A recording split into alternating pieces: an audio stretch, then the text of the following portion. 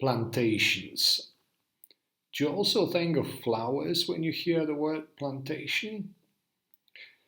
One of the most common usages of the word in English is in the context of the Plantation of Ulster in the 17th century. But as I shall try to prove to you, we can also speak of plantations of Upper Silesia, especially in the 20th century. Those are similar processes, but historically and politically they're also markedly different, and I want to make this provision at the very outset. In Ulster, which is the northernmost province of Ireland, up till the beginning of the 17th century, Catholics predominated, if not politically, at least in terms of their sheer numbers. After some failed attempts at gaining independence from the British, they were punished by Great Britain, the colonial power at that time.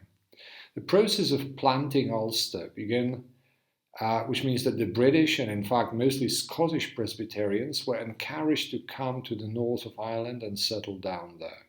They would receive the land and other property confiscated from the native Catholics. The process of relocating Scottish Presbyterians and some other British people lasted almost 100 years.